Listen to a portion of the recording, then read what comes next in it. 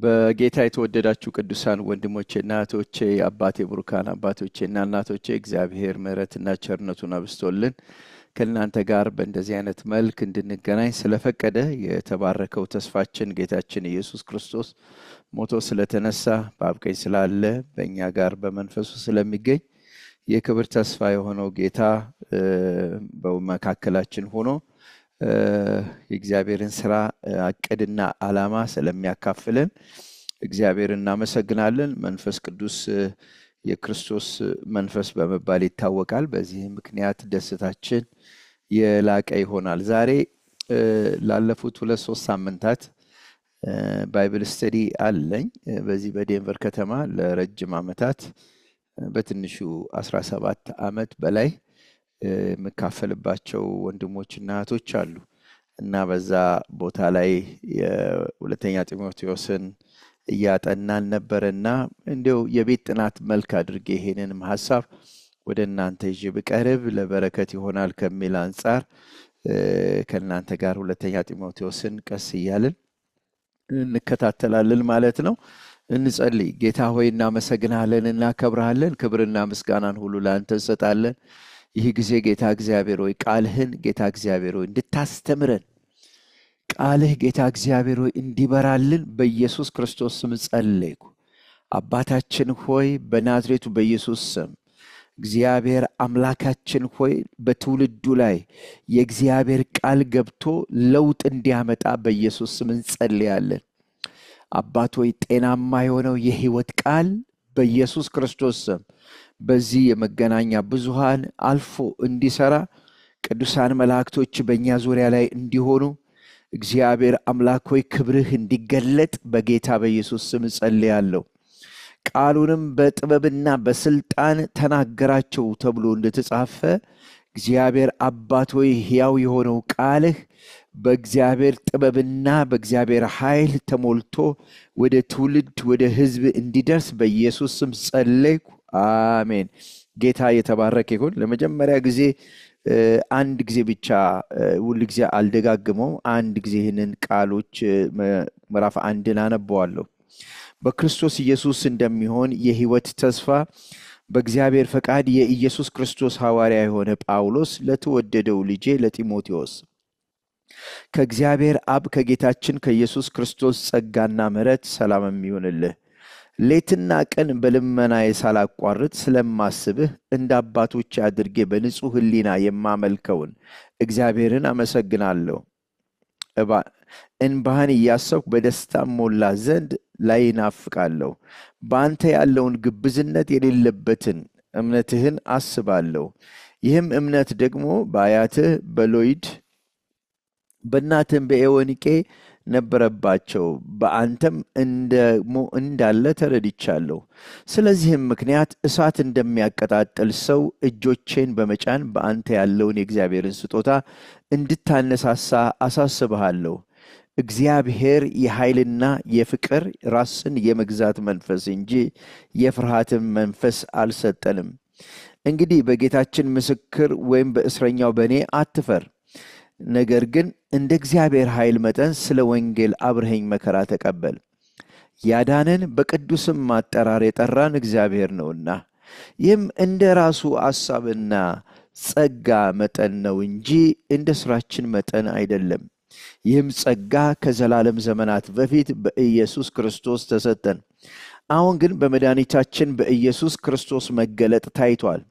እርሱ ሞትን ሽሯልና እኔ ሰባኪና ሐዋርያ አሕዛብንም ማስተማሪ እንዲሆን በተሾምኩባቸው በወንጌል ሕይወትንና አለመጥፋትን ወደ ብርሃን አውጥቷል። ስለዚህ ምክንያት ይህን መከራ ደግሞ ተቀብያለሁ። ነገር ግን አላፍርበትም፣ ያመንሁትን አውቃለሁና የሰጠሁትንም አደራ እስከዚያ ቀን ድረስ ሊጠብቅ እንዲችል ተረድቻለሁ። በክርስቶስ ኢየሱስ ባለ እምነትና ፍቅር አድርገህ ከእኔ የሰማኸውን ጤናማ ቃል ምሳሌ ያዝ። መልካሙን አደራ በእኛ በሚኖረው በመንፈስ ቅዱስ ጠብቅ። በእስያ ያሉት ሁሉ ከእኔ ፈቀቅ እንዳሉ ታውቃለህ። ከእነሱም ፍሎጎስና ሄርዋግዮንስ ናቸው። ጌታ ለሄርኔሴፎሩ ቤተሰቦች ምሕረትን ይስጥ፣ ብዙ ጊዜ አሳርፎኛልና በሰንሰለቴም አላፈረበትም። ነገር ግን በሮሜ ባደረ ጊዜ ፈልጎ ፈላልጎ አገኘኝ። በዚያ ቀን ከጌታ ምሕረትን እንዲያገኝ ጌታ ይስጠው። በኤፌሶን እንዴት እንዳገለገለኝ አንተ በደህና ታውቃለህ የሚል ቃል ነው ያለው። ቁጥር አንድን ቁጥር በቁጥር ነው የምንሄደው። ጌታ የተባረከ የተመሰገነ ይሁን። ይህንን ትንሽ ከኤፌሶን መጽሐፍ ጋር ለየት አድርጌ ነው የማቀርበው። ይሄኛው ሞር እንደ ባይብል ስተዲ መልክ ነው ለማቅረብ ያሰብ ነው። ባይዘወይ የኤፌሶን መጽሐፍ አማዞን ላይ አለ እንድታገኙት። የዕብራውያን መጽሐፍ አለ፣ እንደዚሁ ደግሞ የሮሜ መጽሐፍ አለ፣ ሌሎችም ዮሐንስ ወንጌል መጽሐፍ አለ፣ ሌሎችም መጽሐፍቶች ይገኛሉና እዛ ላይ ገብታችሁ እንድትገዙ እንድትጠቀሙ በጌታ ፍቅር ጠይቃችኋለሁ። በክርስቶስ ኢየሱስ እንደሚሆን የሕይወት ተስፋ በእግዚአብሔር ፈቃድ የኢየሱስ ክርስቶስ ሐዋርያ የሆነ ጳውሎስ ለተወደደው ልጄ ለጢሞቴዎስ ይላል እና በክርስቶስ ኢየሱስ እንደሚሆን ነው የሚለው እና ቃል በተገባው ይለዋል የአዲሱ መደበኛ ትርጉም። ቃል በተገባው መሰረት የሚል ቃል አለው እና በክርስቶስ ኢየሱስ እንደሚሆን የቀደመው የኃይለ ሥላሴ ቅጂ ነው ይህንን የሚናገረው። የግሪከኛውን ሐሳብ በምንመለከትበት ጊዜ በክርስቶስ ኢየሱስ እንዳለ ይለዋል። በጣም ደስ ነው። ዘ ዌይ ዌስት የሚባለው ኮመንተሪ በጣም አስገራሚ በሆነ መልክ ነው ያስቀመጠው። ይሄም ተመሳሳይ ነው፣ ግን በክርስቶስ እንደሚሆን የሚሆን ነገር ብቻ ሳይሆን በክርስቶስ ኢየሱስ የተሰወረ ያለ እንደሆነ ነው ዋናው ሐሳብ እዛ ቦታ ላይ እንደምናየው እና ይሄንን በምናስብበት ጊዜ በክርስቶስ ኢየሱስ እንደሚሆን ወይ ደግሞ በክርስቶስ ኢየሱስ እንዳለ በሱ እንደተሰወረ ብለን ስንነጋገር ምን ማለታችን ነው ስንል እንግዲህ ስለ ወንጌል ነው ሐዋርያ ጳውሎስ የሚናገረው። ይሄ መጽሐፍ በመሰረቱ ለመሪዎች ነው የተናገረው። መሪዎች በጌታ ቤት ውስጥ ላሉ መሪዎች ጳውሎስ ለጢሞቴዎስ ነው የሚያቀርብለት ልጄ ብሎ የሚናገረውና የእረኝነት ልብ ይዞ የጻፈው መጽሐፍ ነውና ብዙ በሊደርሺፕ ዙሪያ ላይ ነው የምንነጋገረው። ትኩረት የሰጠውም ያንን ስለሆነ እና እዚህ ቦታ ላይ እንግዲህ በክርስቶስ ኢየሱስ ቃል እንደተገባው የሚል ቃል አለና እግዚአብሔር ቃል ገብቷል። ግን ቃል የገባው ኪዳን የገባው ከጌታችን ከኢየሱስ ክርስቶስ ጋር ነው፣ ከኛ ጋር አይደለም። እኛ ደግሞ በክርስቶስ ኢየሱስ ውስጥ ሆነን ይህንን ቃል ኪዳን ወይም ደግሞ ይህንን ተስፋ አግኝተናል። ይህ ተስፋ ደግሞ የሕይወት ተስፋ ይባላል። የእግዚአብሔር ስም የተባረከ ይሁንና ተስፋ እግዚአብሔር ለግንዱ ነበረ። ትዝ ይላችሁ እንደሆነ ዮሐንስ ምዕራፍ 15 ላይ እኔ ግንድ ነኝ አለ፣ እናንተ ቅርንጫፎች ናቸው አለ። እርግጥ ነው እግዚአብሔር ለእያንዳንዳችን እንደ ቅርንጫፍ ተስፋ ይሰጠናል። እንደ ግንድ ግን ሕይወት የሚለውን ነገር የሰጠው ለክርስቶስ ኢየሱስ ነውና ይህ ተስፋ የቆምንበት ከእርሱ ነው የምንቀበለው እና በአጠቃላይ የተለያዩ ግላዊ የተስፋ ቃላቶች ቢኖሩንም ዋናው ተስፋችን ግን ያንን ተስፋ እንድንፈጽም በሕይወታችን እንዲፈጸም የሚያደርገው ግን የክርስቶስ ኢየሱስ ሕይወት ነው። ግንዱ ነው፣ ከግንዱ የሚገኘው ሕይወት ነው እና እግዚአብሔር ከኢየሱስ ክርስቶስ ጋር ነው ኪዳን የገባው። ገላትያን በምናጠናበት ጊዜ ዘሮቹ አይልም፣ ስለ ዘሩ ብሎ ይናገራል እና ኢየሱስ ክርስቶስ ላይ ፎከስ ያደረገ እንደሆነ ነው። አብ ከልጁ ከኢየሱስ ክርስቶስ ጋር አነው ቃል ኪዳን የገባ እንደሆነ መጽሐፍ ቅዱሳችን ይነግረናል። እንደምታውቁት የሞተው ኢየሱስ ክርስቶስ ነው፣ የተነሳው እሱ ነው። ከእሱ ጋር ነው የተባበር ነው። ሞቱን በሚመስል ሞት፣ ትንሣኤውን በሚመስል ትንሣኤ እንደዚሁ ተባብረናልና ከጌታችን ከኢየሱስ ክርስቶስ ጋር ነው እግዚአብሔር ተስፋ የገባው። ዮሐንስ በእርሱ ሕይወት ነበር ይችላል ዮሐንስ ምዕራፍ 1 ላይ እና ይህንን ዮሐንስ ብዙ ከተናገረ በኋላ ወደ መጨረሻው ምዕራፍ ላይ ስንመጣ ወደ 17ኛው ምዕራፍ ላይ በምንመጣበት ጊዜ ልጅህን ኢየሱስ ክርስቶስን ማወቅ ይህ የዘላለም ሕይወት ነው ብሎ ይናገራል እና ይህ ስለ ክርስቶስ ኢየሱስ ማወቅ ወይ ደግሞ ባለፈው ጊዜ ይሄንን በኤፌሶን ትምህርት ላይ አይተነዋል። ኤፒግኖስኪ የሚለው ቃል ማለትም እውነተኛ የሆነ ጥምረት፣ እውነተኛ ጤናማ የሆነ ኮምፕሊት ናሌጅ ከልምምድ ያለፈ እግዚአብሔር በእኛና በክርስቶስ ኢየሱስ የፈጠረው ጥምረት በዛ የሚገኝ በውህደት የሚገኝ ዕውቀትን ነው የሚያሳየው። እና ልጅህን ኢየሱስ ክርስቶስን ማወቅ ይህ የዘላለም ሕይወት ነው ይላል ዮሐንስ። ብዙ ጊዜ ነው ስለ ሕይወት የሚናገረው። አንደኛ ዮሐንስ ላይ ምዕራፍ 5 ላይ እንደምታውቁት ልጁ ያለው ሕይወት አለው ይላል። የአንደኛ ዮሐንስ መጽሐፍቶች አዘጋጅተን እየጨረስን ነው ያለ ነው። እና በጣም የሚገርም ነው ስለ ሕይወት፣ ስለ ብርሃን የሚናገረው፣ ስለ ፍቅር። እነዚህን 3 ነገሮች በደንብ አድርጎ ነው የሚተነትናቸው። እና እግዚአብሔር የተባረከ ይሁን። እና እዚህም ቦታ ላይ ሐዋርያ ጳውሎስ ለጢሞቴዎስ የሚናገረው ነገር ምንድን ነው? በኢየሱስ ክርስቶስ ውስጥ ሕይወት አለ። ይህንን ደግሞ የተስፋ ቃል እግዚአብሔር ራሱ ፈቅዶ ነው ያደረገው። ምክንያቱም በእግዚአብሔር ፈቃድ ብሎ ስለሚናገር ጌታ የተባረከና የተመሰገነ ይሁን። እና እኔና እናንተ ይህንን ሕይወት እንድናውቅ ነው የጠራን።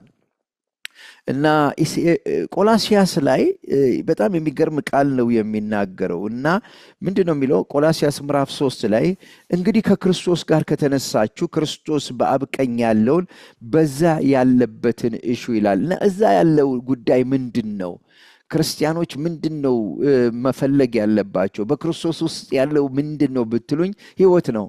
ዘላለማዊ ሕይወት ዞዊ የሚለው ሕይወት ነው። እና ሐዋርያው ጳውሎስ በቆላሲያስ ላይ የሚናገረው ምንድነው? ሕይወታችሁም በእግዚአብሔር በክርስቶስ ኢየሱስ ተሰቅሏል ነው የሚለው። ከክርስቶስ ኢየሱስ ጋር ተሰቅሏል ነው የሚለው። እና ሕይወታችሁም የሚል ቃል አለ። በጣም የሚገርም ነው። ምን ማለቱ ነው?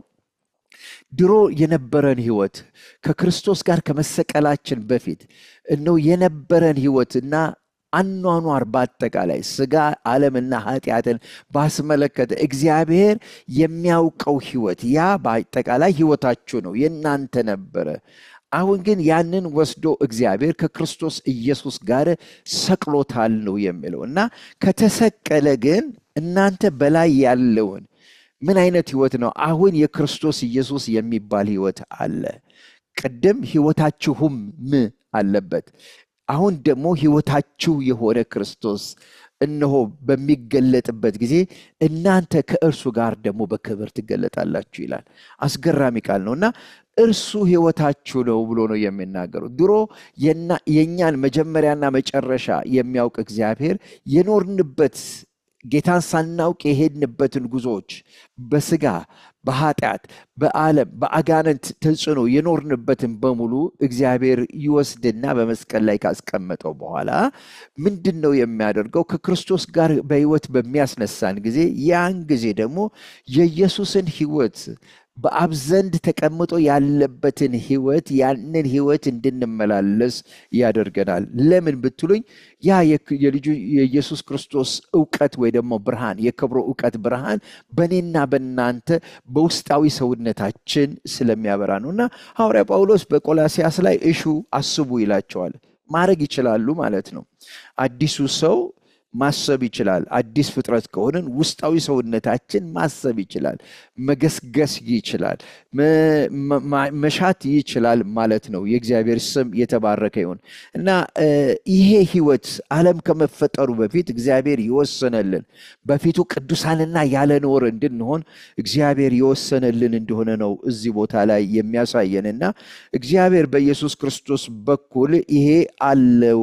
ይህንን ሕይወት ላገለግል ደግሞ እኔ ሐዋርያ ሆንኩ ነው የሚለው። ሐዋርያ የሚለው ቃል መልእክተኛ ማለት ነው። እና ይገርማቸዋል። በአሁኑ ዘመን ያለው የአገልግሎት ቢሮ ይባላል። ያው ብዙዎቹ ቢሮ ይሉታል። ግን አገልግሎቱ ድርሻውን ብናስበው ይሄ ሐዋርያ የሚባለው ነገር እንዲያው በጣም ከሌሎቹ የተለየ አድርገን እንድናስበው አይደለም። ሐዋርያ ጳውሎስ መልእክተኛ ነኝ፣ እግዚአብሔር ስፔሻል አሳይመንት ሰጥቶኛል፣ የክርስቶስን የክብሩን ዕውቀት ብርሃን እንዳገልጽ ይሄ ሕይወት ለክርስቶስ ቤተ ክርስቲያን እንዲሆን ቤተ ክርስቲያን ራስ የሆነው ነው። ራስ የሆነው ኢየሱስ እንዳላት አካል እንደሆነች በዛ ውስጥ ደግሞ ሕይወት የሚፈስ እንደሆነ ለማሳየት የተቀረበ ነው። ከዛ ሌላ የሚታለፍ ነገር የለውም። እና ለዚህ መልእክተኛ ነኝ ነው የሚለው። እሱ ሕይወት የለኝም፣ እኔ በራሴ ምንም ነገር የለኝም፣ ባዶ ነኝ፣ መልእክተኛ ነኝ፣ እንደናንተው የክርስቶስን ሕይወት የተቀበልኩ ነኝ ነው የሚለው። ቁጥር 2 ላይ ለተወደደው ልጄ ለጢሞቴዎስ ከእግዚአብሔር አብ ከጌታችን ከኢየሱስ ክርስቶስ ጸጋና ምሕረት ሰላምም ይሁን የሚል ቃል አለና የተወደደው ለተወደደው ልጄ የሚል ቃል አለ። የተወደደ የሚለው ያው በምናጠናበት ጊዜ ያው አጋፔ የሚለው ወይ ደግሞ የእግዚአብሔር የመለኮትነት ፍቅር በሰው ፈቃድና በሰው ድርሻ ላይ ያልተመረኮዘ እግዚአብሔር ራሱ ዝም ብሎ የሚወደው ፍቅር ነው ማለት ነው። መጽሐፍ ቅዱሳችን ያንን ነው የሚያሳየው። ፊሊዮ የሚባለው የወዳጅነት ፍቅር ነው። ያም ፍቅር ረጅም ጊዜ ያስኬዳል፣ ይሮጣል፣ ግን በወዳጆች መካከል ያለ ፍቅር ነው እና ዮሐንስ ምዕራፍ 15 ላይ አጋፔ የሚለውን የመጀመሪያውን ይነግራቸዋል። ከዛ በኋላ ደግሞ ወዳጆቼ ናችሁ ይላቸዋል እና ያ ደግሞ ፊሊዮ የሚለውን ቃል ነው የሚናገረው እና እንደ አገልጋይ አጋፔ የሚለው ቃል ያስፈልገናል። እንደ አገልጋይ ደግሞ ፊሊዮ የሚለው ቃል በሌላ ቦታ ላይ ደግሞ ይገኛል። ወይም ደግሞ እንደ ባልንጀራ እንደ ወዳጅ እግዚአብሔር ከእኛ ጋር ሆኖ የሚሰራው ስራ እንዳለ የሚያሳይ ቃል። የሁለቱ ቃላቶች ልዩነት ምንድነው? የመጀመሪያው አንኮንዲሽናል ወይ ደግሞ በሰው ሁኔታ ላይ ያልተመሰረተ መሆኑን የሚያሳይ ነው። ሁለተኛው ደግሞ በሁለት ወንድማማቾች ወይ ደግሞ በሁለት አፍቃሪዎች ጓደኛሞች መካከል ዘለቄታ ያለውን ፍቅር የሚያሳይ ነው። እግዚአብሔር በሁሉም መንገድ የሚገለጥ እንደሆነ በዚህ በመጽሐፍ ቅዱሳችን እንማራለን። የእግዚአብሔር ስም የተባረከ ይሁን። ክብር ለእግዚአብሔር ይሁንና ለተወደደው ይላል እና እንግዲህ ይሄ መቼም ብዙ ጊዜ አሁን እኛ ብቻ ሳይሆን እንደው ከጥቂት ዓመታት ሐዋርያቶቹ ከሄዱ ከጥቂት ዓመታቶች በኋላ ምናልባትም ከ150 ዓመት በኋላ ይሄ የተወደደ የሚባለው ጉዳዮች በጣም እየተመነዘሩ ክለርጂ በሚባሉት ሰዎች ዘንድ በቃ የተለየ ስፍራ እግዚአብሔር ለነሱ የተለየ ፍቅር እንደሰጠ ተደርጎ ይወሰዳልና ያ ስህተት እንደሆነ እዚህ ቦታ ላይ ልናጠና እንችላለን። በይበልጥ የግሪከኛውን ቃል በምናጠናበት ጊዜ የተወደደ ልጄ ወይም ደግሞ ልጄ የሚለው ቲካን የሚለው የግሪከኛው ቃል ነው እና ይህ ቃል ቤተሰባዊነትን በአባትና በልጅ መካከል ያለ የህብረትን ነው የሚያሳየው እና ኤፌሶን ላይ ትዝ ይላችሁ እንደሆነ ባልሳሳት ምዕራፍ 3 ላይ መጽሐፍ ቅዱሳችን እናንተ የእግዚአብሔር ቤተሰቦች ናችሁ ይላል እና ቤተሰብ ውስጥ ሆነን የምናገኘውን ፍቅር፣ የምናገኘውን ክብር፣ የምናገኘውን ህይወት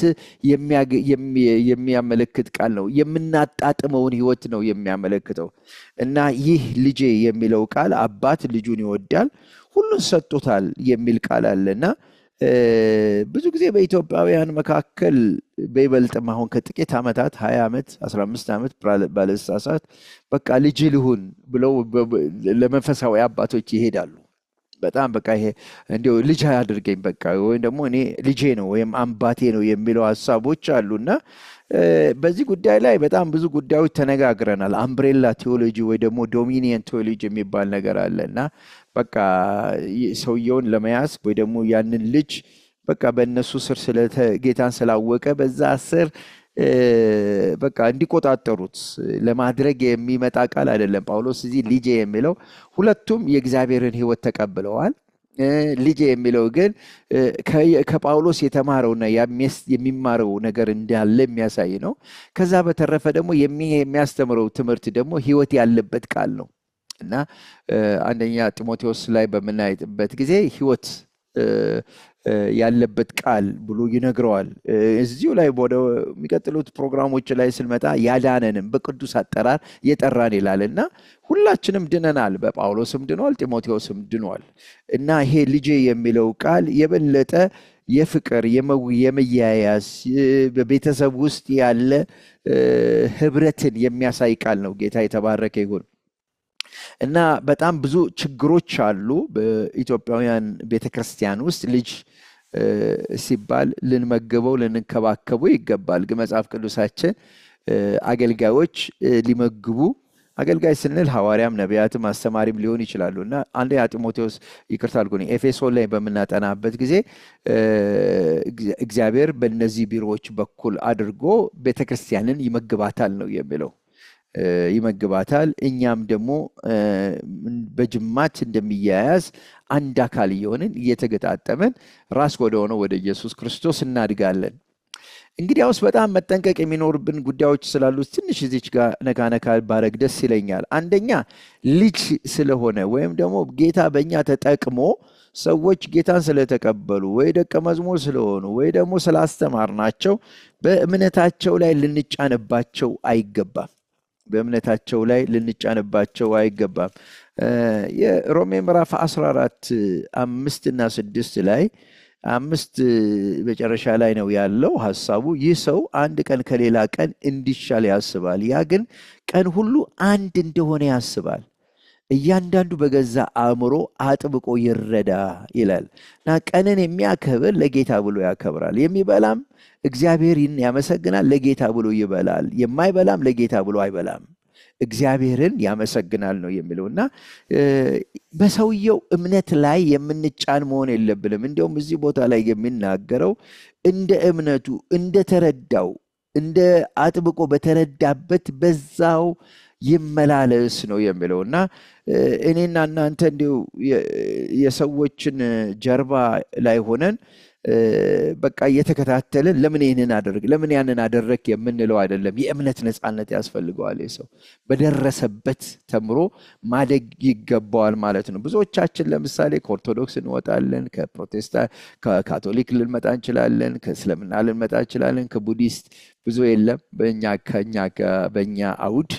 ግን ከተለያዩ ቦታዎች ስንመጣ የተለያዩ ነገሮችን ይዘን ነው የምንመጣው። እና ምንድነው የሚሆነው? ጌታችን ኢየሱስ ክርስቶስን ሰዎች ሲቀበሉ ያ የእምነት መንፈስ በውስጣቸው ይገባል፣ ወይም ደግሞ ያ የእምነት ዘር የሆነው ክርስቶስ ኢየሱስ በውስጣቸው ይገባል። ያ አንዱ መንፈስ ስላለ ብሎ ስለሚናገር እና ይህ እምነት የሆነው ነገር ግን የክርስቶስ ኢየሱስ የክብሩ ዕውቀት ብርሃን በወጣበት ጊዜ በሕይወታችን ክርስቶስ ኢየሱስ ያ እምነት እየበለጸገ እያደገ ይመጣል ማለት ነው። ሌላ የሆነ ማጂክ ወይ ደግሞ የሆነ ንፋስ ወይ ደግሞ እንደምንከተል አይደለም። እምነት ራሱ ክርስቶስ ኢየሱስ ነው። እና ያ እምነት ክርስቶስ ኢየሱስ በልባችሁ በእምነት ይኖር ዘንድ ይላል። እና ክርስቶስ ኢየሱስ እምነታችን ነው። የእግዚአብሔር ስም የተባረከ ይሁን። እና ያ ነፃነት ለእኔና ለእናንተ መሰጠት አለበት። ዛሬ ብዙ ጊዜ አፖስቶሊክ ሙቭመንት የሚባሉ ጉዳዮች አሉ። ጥሩ ናቸው፣ በጣም ጥሩ ናቸው። ግን አንዳንድ ጉዳዮቻቸውን ስታዩ ዋን ማን ሊደርሽፕ ላይ የተለያየ አስተዳደራዊ ስርዓቶችንም በአጠቃላይ ስንመለከት በቃ አምብሬላ በእኛ ስር ካልሆንክ በቃ ወድቀት ትቀራለህ የሚባል ጉዳዮች አሉ። እና ለሰውየው ነፃነት መስጠት አለብን። ሐዋርያው ጳውሎስ በእምነታችሁ ላይ ምንም ልንሰለጥን አይገባም፣ ግን የእምነታችሁ የጎደለውን ነገር ልንሞላ ይገባናል የሚል አለ። ሁለተኛ የፈቃድ ነፃነትን መስጠት አለብን። እና ሐዋርያ ጳውሎስ በአንደኛ ተሰሎንቄ ምዕራፍ 5 ላይ ሁሉን ፈትኑ መልካሙን ያዙ ይላቸዋል። እና መፈተን ሊኖርን ይገባል። ባይብል ስተዲው ላይ ቁጭ ብለን እናገር ነበር እኔ እድል በተሰጠኝ ጊዜ ማለት ነው። እና የዛሬ 30 ዓመት ይሆናል እና ወደ ዲሲ አካባቢ በመጣበት ጊዜ ከዛ በፊት ኢቭን ትዝ ይለኛል ወደ ሱዳን በነበርኩበት ጊዜ ገና ልጅ በነበርኩበት ጊዜ ሰዎች ማስተማር ጀመሩ። ትዝ አለኝ አንድ ሐሳብ። እና ምንድነው አንዱ ሰው አለ አይ ክርስቲያን ከሆንክ በኋላ አጋንንት ሊገባብህ ይችላል ብሎ ተናገረ። እና እኔ አንድ ትልቅ መጽሐፍ ቅዱስ አለ፣ በጣም የድሮ መጽሐፍ ቅዱስ ነው። I don't know የት እንዳገኘሁት ብቻ ያንን መጽሐፍ ሰጥቶኝ ነበረ። በጣም ተለቅ ያለ መጽሐፍ ቅዱስ ነው፣ ለማንበብ ራሱ ፎንቱ ትልልቅ ነው። እና ማጥናት ጀመርኩ፣ ማየት ጀመርኩ። እና ይሄ ነገር በጣም ገና አዲስ ነኝ። በጣም I don't know ምናልባት ባልሳሳት 15 ቀን 20 ቀን ይሆነኛል መንፈስ ቅዱስ ከተሞላው። ያው ወዲያው ጌታ እንደተቀበልኩ ነው መንፈስ ቅዱስ የተሞላሁት በዛው ቀን በማታ ማለት ነው። እና ኤኒዌይ ማጥናት ጀመርኩና ቃሉን በማነብበት ጊዜ ብርሃን ከጨለማ ጋር ዮሐንስ ወንጌል ነው ብዙ ጊዜ የሚሰጧችሁና ብርሃን ከጨለማ ጋር እንዴት አብሮ መኖር ይችላል የሚል ቃል ነውና አላሸነፈውም ይላልና አይ እኔ በውስጥ ያለው ክርስቶስ ኢየሱስ እያለ አጋንንት እኔ ውስጥ ሊኖር አይችልም የሚል እይታ ገባኝ። አያችሁ መመርመር እንችላለን ማለት ነው።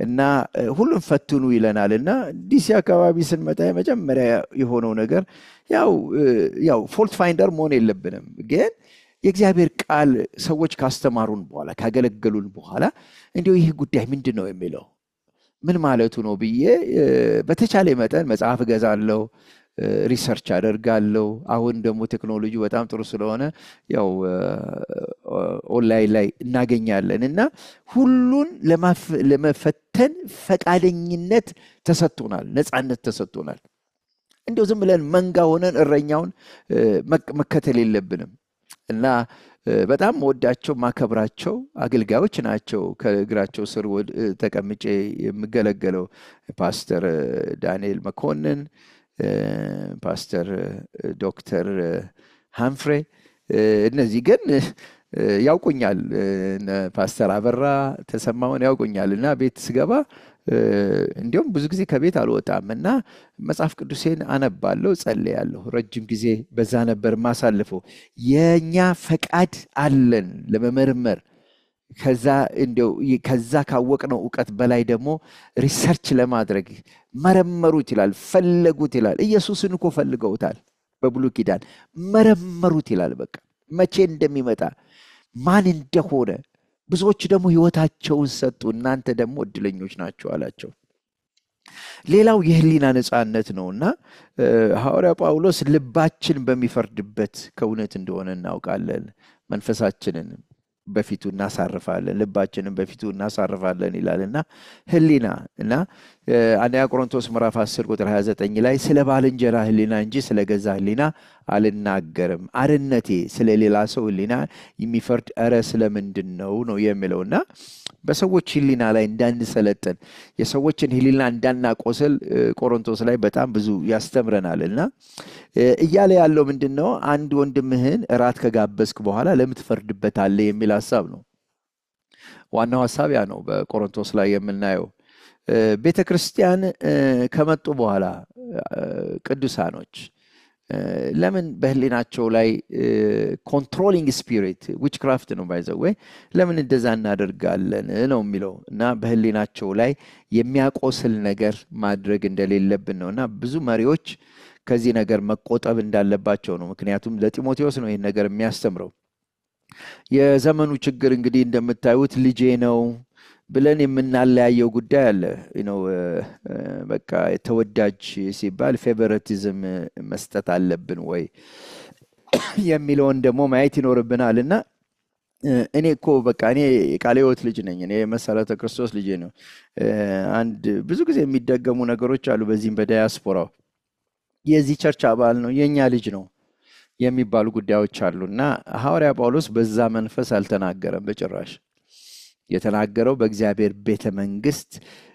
በእግዚአብሔር መንግስት ይቅርታ አድርጉልኝ በአጠቃላይ ውስጥ እነሆ በአባትና በልጅ ባለ ህብረት እንደዚሁ ደግሞ በረከትን ከመቀበል ከመውረስና ከመወራረስ ጋር አብሮ የሚሄድ ቃል ነው ይሄ ቃል እንጂ ለመለያየት አይደለም እና የተለየ በቃ እንክብካቤ እንዲሰጥ አይደለም እና በአሁኑ ዘመን የሚደረገው ነገር ግን ይሄ ነው መድረኩ ቦታው ስፍራው ሁሉ ነገር በቃ ልጄ ናቸው የኛ ናቸው ምናምን የሚባሉ ጉዳዮች ሐዋርያ ጳውሎስ ስናጠናው ቃሉ ጥራዝ ነጠቅ ነው አይሰራም እና እዚህ ሐዋርያ ጳውሎስ በተመሳሳዩ እዚህ ላይ ስለ ተስፋ ይናገራል እንግዲህ ተስፋ የሚለው ቃል በእንግሊዘኛው ፕሮሚስ የሚለው ቃል ነው ሁለት ቃላቶች አሉ ሌላው ሆፕ የሚለው ነው እና ወይም ተስፋ በአልፒዞ የግሪከኛው ቃል ነው እና ይህ ተስፋ ሐዋርያ ጳውሎስ እየነገረን ያለው ይህ ተስፋ በጣም የሚገርም ነው የወደፊቱን ብቻ የሚናገር ሳይሆን ከዛሬ ጀምሮ መጨረሻው ደግሞ ያማረ እንደሆነ የሚያሳይ ነው ተስፋ ማለት እንዴው በቃ ወደፊት ብቻ የምናገኘው ሳይሆን ዕብራውያን ላይ ስታነቡት እዚላችኋል እግዚአብሔር እየባረኩ ባርካለሁ ያበዛው አበዛሃለሁ ብሎ በሌላ ሊመልሳል ብቻለ በራሱ ማለት ካለ በኋላ ይህንን ለማግኘት ለሸሸለኛ ይላልና ብርቱ መጽናናት ይሆንልን ዘንድ በቃለ መሐላው መካከል ገባ። እሱ ደግሞ ተስፋችን ሆኖ በሰማይ እንዳለ ነው የሚያሳየን። እና ምንድነው የሚያሳየን? በረከቱ ከዚህ ምድር ነው የጀመረው። አሁን ገና ኢየሱስ ክርስቶስ የህይወት ተስፋችን የሆነው ክርስቶስ ኢየሱስ የክብር ተስፋ የሆነው ክርስቶስ ኢየሱስ በእናንተ ውስጥ መኖሩ ነው ስለሚል ይህ ተስፋ አሁን ጀምሮ እያጣጣምነው ነው ያለ ነው። ግን ተስፋው እስከ መጨረሻ እያደገ መጨረሻ ላይ ቁንጮውን ዋናውን ተስፋ ደግሞ እንደምንወርስ ነው የሚያሳየ። ስለዚህ ከክብር ወደ ክብር የሚለውን ቃል ይተካል ማለት ነው። ጌታ የተባረከና የተመሰገነ ይሁን። አንድ ሰው አንዳንድ ግሪከኛ ቃል ሳነሳ አሰብና ሰውየው በጣም ፈላስፋ ነው፣ በዚህ ጉዳይ ላይ ያወቀ ነውና ተናገረ። አንዳንዶች እኮ እንደው ይሄንን ለምንድነው ለመታየት ብለው ያቀርቡታል የሚል ሐሳብ አቀረበና ለዛ ጉዳይ መለስኩ። እኔ ደግሞ ምንም ቢሆን እየተንተባተብን ቢሆን ሚሊዮኖችን ደርሰናል። ያንተ ዕውቀትና መረዳት ደግሞ የቀናበልና ለራስ ገንዘብ ማያያዣና መካበቻ አድርገህበታል አልኩት። አንዳንድ ሰዎች ኢንቲሚዴት ሊያደርጉ ይፈልጋሉ። ቢብሊካል አይደለም፣ ዲያቦሊካል ነው። ቶታሊ ሪጀክት የምናደርገው ጉዳይ ነው። አጋፔ የሚለው ቃል የግሪከኛው ቃል ነው። ፊሊዮ የሚለው ቃል የግሪከኛው ቃል ነው። ይሄንን በመናገራችን ወይ ደግሞ ሰዎች በመናገራቸው አንዳንድ ክለርጂ፣ ቅድም እንዳልኩት ክለርጂ የተባሉ ሰዎች ሲያሽሟጥጡ ይታያሉ። እኛ የምንጠቀምበት ምክንያት አንዳንዱ አማርኛ ቃል በጣም ስለማይገኝ ነው እንጂ የዛ ትምህርት ፍልስፍና ላይ ልቀናል ብለን ለመገኘት አይደለም። ሐሳቡም በአይንዳችንም ላይ ክሮስ አያደርግም። እግዚአብሔር ስም የተባረከ ይሁንና የክብር ተስፋ የሆነው ጌታችን ኢየሱስ ክርስቶስ መገለጡ ነው የሚለውና ሐዋርያ ጳውሎስ እዚህም ላይ በተመሳሳዩ ነው የሚናገረው። ቁጥር 3 ላይ ሌትና ቀን በልመናዬ ሳላቋርጥ ስለማስብህ እንደ አባቶቼ አድርጌ በንጹህ ሕሊና የማመልከውን እግዚአብሔርን አመሰግናለሁ የሚል ቃል ነው ያለውና ሳላቋርጥ ስለማስብህ እንደዚሁ እግዚአብሔርን አመሰግናለሁ ነው የሚለውና ይሄ ምን ማለቱ ነው? በቃ ሲበላም ሲጠጣም እሱን ነው የሚያስበው ማለት ነው። እንዴት ነው ሁሉን አንድ ላይ ማሰብ የሚችለው የሚል ሐሳብ ይገኛልና ሐዋርያው ጳውሎስ ስፒሪቱ የሚናገርበት ስፒሪት ምንድነው? የልቤ ዝንባሌ ሁል ጊዜ አንተን በማስብብህ ጊዜ ማመስገን ነው። ወደ ልቤ በሚመጣበት ጊዜ በውስጤ ይሄ ነው ያለው። ዳዊት እኔ ተኝቻለሁ ልቤ ግን ነቅቷል ይላል። እና ውስጣዊ ሰውነታችን በሚነቃበት ጊዜ ሁል ጊዜ በምናስብበት ጊዜ አንዳንድ ሰዎችን በውስጣችን ሐሴት ነው የሚመጣው። በውስጣችን እግዚአብሔር ፊት መቃተት ነው የሚመጣው። በውስጣችን ስለነዛ ሰዎች ማመስገን ነው የሚመጣው። እና ሐዋርያው ጳውሎስ ጢሞቴዎስን እንደዛ ነው የሚለው። ጢሞቴዎስ እጅግ ድንቅ ነው። ጳውሎስ እንደዚህ አይነት ልብ ነው ያለው። ባይዘወይ ጳውሎስ በጸጋ የሚያገለግሉትን ሰዎች አግኝቶ በቃ የሚፈራባቸው ወይ ደግሞ እነዚህ ሰዎች ምንድነው ኦቨርሻይን አደረጉብኝ ብሎ በጭራሽ አያስብም፣ አስቦ አያውቅም። ጭራሽ ሲያስባቸው በጣም ነው ደስ የሚለው። የእግዚአብሔር ስም የተባረከ ይሁን። ልቡ በቃ በሐሴት ነው የሚሞላው።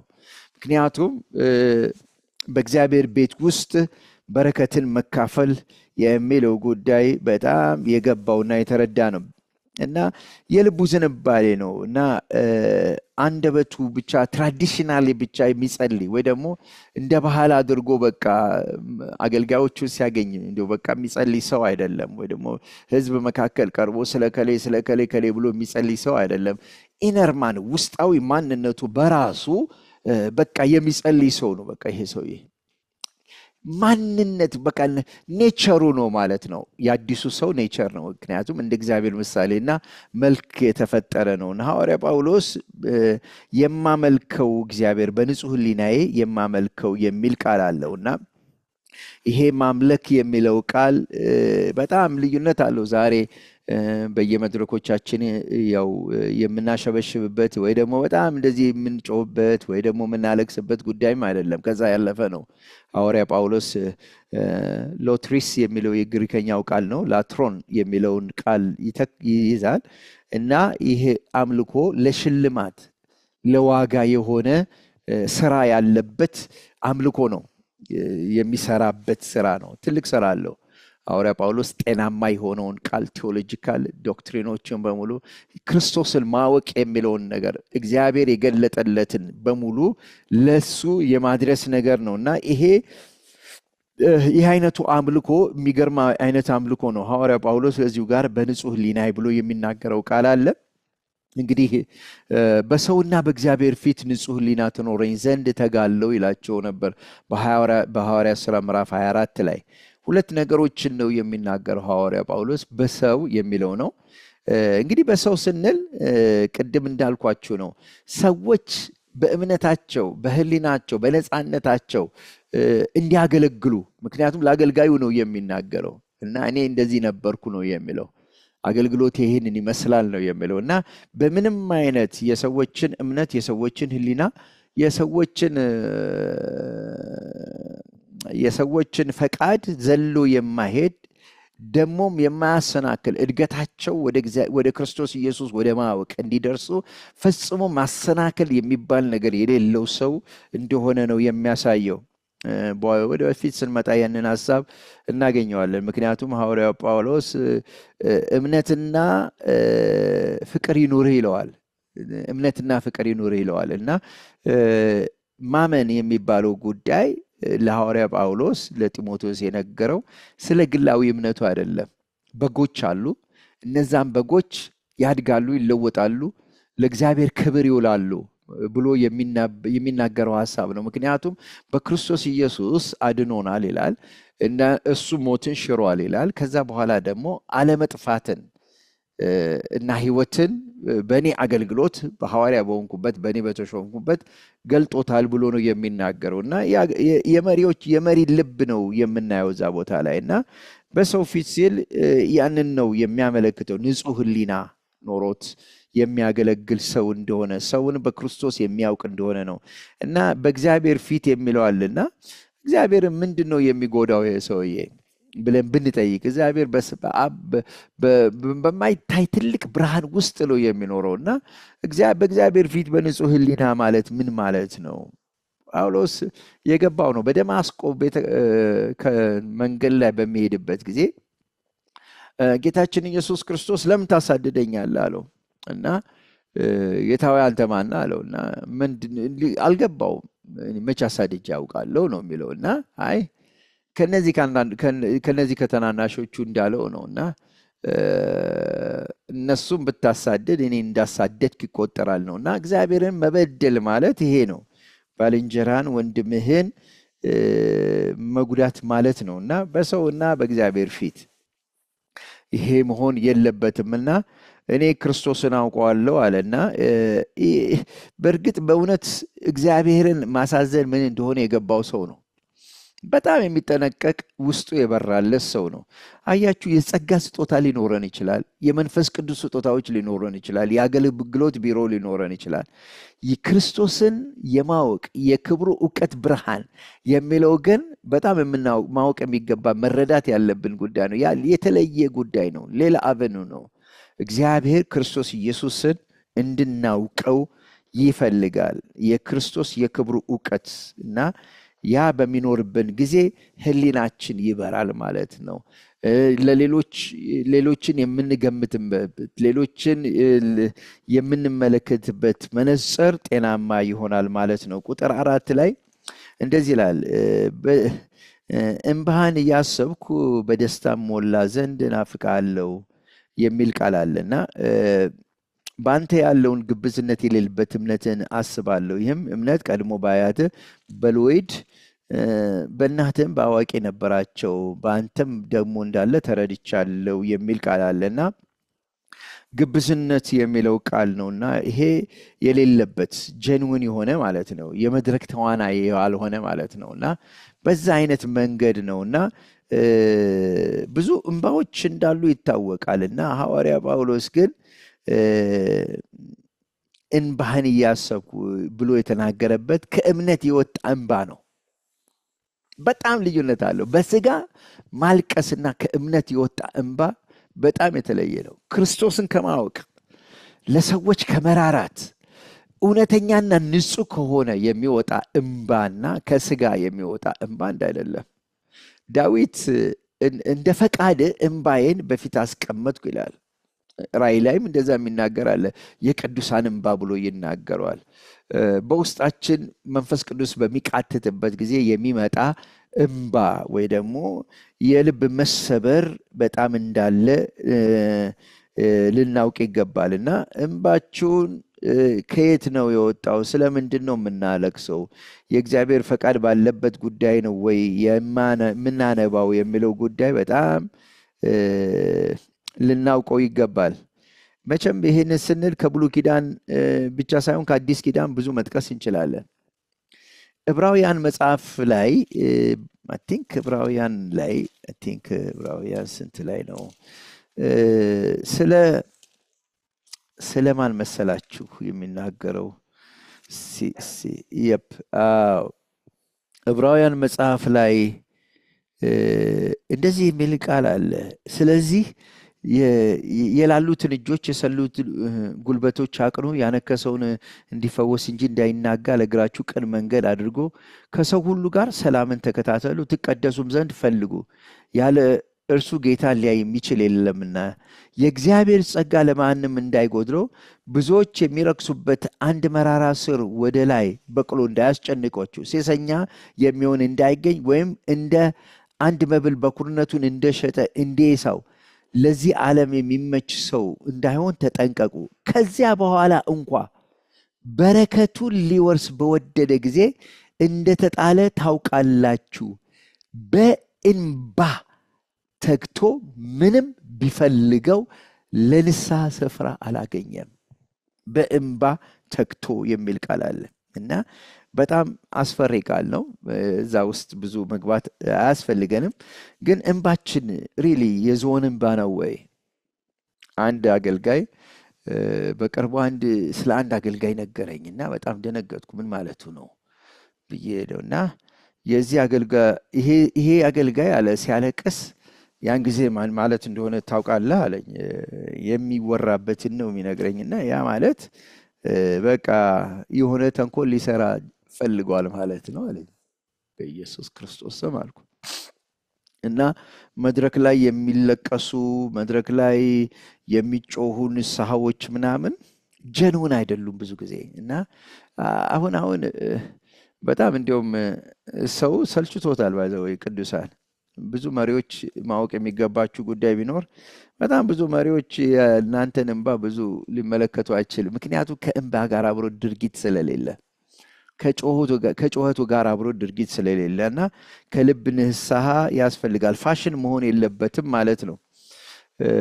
የሚሰሩ በቃ ህዝቡን ለማሳመን የሚደረጉ አንዳንድ እንባዎች በጣም ሊመረመሩ ይችላል። የምመርመሩ ምንድነው? ፍሬው የት ጋር ነው? ፖይንቱ ፍሬው የት ጋር ነው? እግዚአብሔር በከተማችን አንድነት እንዲፈጠር ፍቅር እንዲፈጠር ያስፈልጋል ብለን የምናለቅስ ከሆነ የተሰበሩ የተጎዱ እዚህ ዕብራውያን ላይ የሚናገረው ቃል ያንን ነው። የላሉትን እጆች የሰለሉትን ጉልበቶች አቅኑ፣ ያነከሰው እንዲፈወስ እንጂ እንዳይናጋ ለእግራችሁ ቅን መንገድ አድርጉ፣ ቅን መንገድ አድርጉ ነው የሚላቸው። እና የእናንተ መሰብሰብ የእናንተ እንባ ማልቀስ ምናምን መጨረሻ ላይ የተሰበረው ሰው የቆሰለው ህዝብ ትውልድ የበለጠ እንዲፈወስ እንጂ እንዳይናጋ መደረግ አለበት ነው የሚለው። እግዚአብሔር የልቦና አይኖቻችንን ያብራ። ከዛስ በኋላ የመጨረሻው ቃል ጢሞቴዎስ እዚህ ለአሁኑ የምንነጋገርበት ቁጥር 6 ነው የምናየው እንደዚህ ይላል። ስለዚህ ምክንያት እሳት እንደሚቀጣጠል ሰው እጆችን በመጫኔ በአንተ ያለውን የእግዚአብሔር ስጦታ እንድታነሳሳ አሳስብሃለሁ። ቁጥር 7ን ሌላ ጊዜ የሚቀጥለው ፕሮግራም ላይ እናየዋለን እና እሳትን እንደሚያቀጣጥል የሚል ቃል አለው። እሳት በታሪኩ ታውቃላችሁ፣ ስለ ፋየር ፋይተርስ ፒኤችዲ ድረስ ይሄዳሉ እና ፋየር ዳይናሚክ የሚባል አለ፣ ፋየር ቢሄቪየር የሚባል ጉዳይ አለ፣ ፋየር ኢንሲደንትስ ኢንቨስቲጌተርሶች አሉ። ፋየር እንግዲህ ተለዋዋጭ ባህሪ ያለው እና ያንን ማጥናት አለብን የሚል ነው። በዚሁ አጋጣሚ ልናገረው የፈለግኩት የእግዚአብሔር እሳት ራሱ ባህሪ ያለው መለኮት ነው፣ መንፈስ ቅዱስ እና ስለ እሱ ማወቅ ግዴታ ሊሆኖርብን ይገባል። የእግዚአብሔር ክብር፣ የእግዚአብሔር እሳት ለምሳሌ መንፈስ ቅዱስን አታሳዝኑ የሚል አለ ቃል ስታጠኑ እና መንፈስ ቅዱስ ይሄ እሳት ሊዳፈን እንደሚችል ነው የሚያሳየው። ወይም ደግሞ የክብሩ መንጸባረቅ ይላልና የሚያበራ ብርሃን ሊሆን እንደሚችል ይሄ እሳት ልናውቅ እንችላለን። ሕዝቅኤል ላይ በጣም የሚገርመኝ ቃል አለ። ከቤተ መቅደሱ ወረደ ይላል፣ ከዛ መንደር ላይ ሄደ ይላል፣ አለፍ ብሎ ቆመ ይላል፣ ከዛ ኮረብታማ ቦታ ላይ ተቀመጠ ይላል፣ ከዛ በኋላ ደግሞ አከብኩቦ ሄደ የሚል ቃልም አለ እና የመንፈስ ቅዱስን እሳት ማወቅ በጣም አስፈላጊ ነው። መንፈስ ቅዱስ ለምሳሌ ለዘላለም እሳት ፍርድ ተጠብቀው ይኖራሉ ይላል እና ያ መንፈስ ቅዱስ እንደሚያጠራ መጽሐፍ ቅዱሳችን ይነግረናል። ተሳዳቢውን አመፀኛውን የሚባላ እሳት አለ ይላል መጽሐፍ ቅዱሳችን እና የእግዚአብሔር መንፈስ በቁጣ የሚገለጥበት ጊዜም እንዳለ ነው የምናውቀው። ስለዚህ መንፈስ ቅዱስን አቀጣጥሉ ነው እንጂ እያለን ያለው መንፈስ ቅዱስን አስቆጡ አይደለም የሚለው። መንፈስ ቅዱስ ግን ያንን እንደ እሳት እንደሚቀጣጠል በውስጥ የተቀመጠውን ጸጋ እንደዚሁ መቀጣጠል አለበት የሚል ሐሳብ ነው ያለው። የእግዚአብሔር ስም የተመሰገነ ይሁን። ለጳውሎስ ለጢሞቴዎስ ይሄ አነጋገር በጣም ቀላል ነው። በዘመኑ የነበረ አነጋገርና ቋንቋ ስለሆነ ይገባዋል ምን ማለቱ እንደሆነ። በእኛ ዘመን አሁን ለምሳሌ አንዳንድ ትርክቶች ወይ ደግሞ ሀሳቦች ሲነገሩ እንደማለት ነው። በእሱ የሚገባው ነው እና ይሄ ከሰልፍም ያለውን በማቀራረብ በማዋህድ የሚመጣ ማቀጣጠል፣ ከዛ የሚወጣ ነበልባል እሳት የሚል ሐሳብ ነው እና ቃሉን በምናጠናበት ጊዜ በእሳት ላይ ነዳጅን መጨመር የሚል ሐሳብ አለው። በእሳት ነበልባል ተጎናጽፎ መቆየት ወይ ደግሞ በዛ ግሎብ ውስጥ መገኘት የሚል ሐሳብ አለው እና እንደዛ እንዲሆንላችሁ ነው የሚያስፈልገው። እንግዲህ ታውቃላችሁ ሻማ ተፈጥሮ ሊነድ ነው የተፈጠረው እና የጌታችንን ክብር እንደ መስታወት እያብለጨለጭን የሚል ቃል አለ እና እኔና እናንተ እንደ መስታወት ያ እሳት፣ ያ የእግዚአብሔር ክብር፣ ያ የእግዚአብሔር መገኘት በእኛ ውስጥ እንዲመጣ ነው የሚነግረን እና ሐዋርያ ጳውሎስ እዚህ ላይ ስለ እጅ መጫን የሚል ቃል አለ። በጣም ደስ የሚል ቃል ነው። ከዛ በፊት ግን ይህንን እሳት እግዚአብሔር በውስጣችን ያስቀመጠው ሊቀጣጠል የሚችል ጉዳይ እንደሆነና ማነሳሳት እንዳለበት ነው ለጢሞቴዎስ የሚሄድ። ጢሞቴዎስ በዛን ጊዜ እሳቱ ትንሽ የተዳፈነ የሆነበት ጊዜ ነበረና ሐዋርያ ጳውሎስ በደንብ ተመልክቶታል። መቼም በዚህ ዘመን ብዙ ጊዜ ያው ኦፖዚት ነው። ሰዎች ጸጋን ይላጫሉ፣ እሳቱን እንዲጠፋ ያደርጋሉ፣ መሪዎች፣ አገልጋዮች። በዛን ዘመን ግን እንደዛ አይደለም እና በነበረን ውይይት ውስጥ አንድ ሰው አነሳና ድሮ አለ ድሮ አገልግሎት መሪዎች እየጠየቁ በቃ እኛም እየገባን በቃ እናገለግላለን በቃ በተለያየ መንገድ። አሁን ግን ጀነራሊ ግሎባሊ ማለት ነው፣ አሁን ግን እንደዚህ ነገር የለም ብሎ አለ። ጾታን መናገር ስለሌለብኝ ነው ያንን ያልኩት እና ምን ማለት ነው? አንድ ምሳሌ ነገረኝ። በጣም የሚገርም ምሳሌ ወንድሜ ታዴ ነው የነገረኝ። ኤሚኬሲ ፓስተር ደጉ እንለዋለን አለኝ። እና ይህ ደጉ የሚባል ሰው ይድነቃቸው ነው ስሙ አለኝ። እኔ አላውቃቸውም እና በጣም ይቅርታ አድርጉልኝ። እንዲሁም ፌስቡክ ላይ ዩቱብ ላይ ከፍቻየው አንዳንድ ነገሮች በጣም ተደንቄና ድሮ ነው አሉ እነ ዳኒ የህይወት ባል ሌሎችም አሉ። እና ታሪኩ ያው ግልጽ ስለሆነ ስለተፈቀደልኝ ነው የምናገረው። እና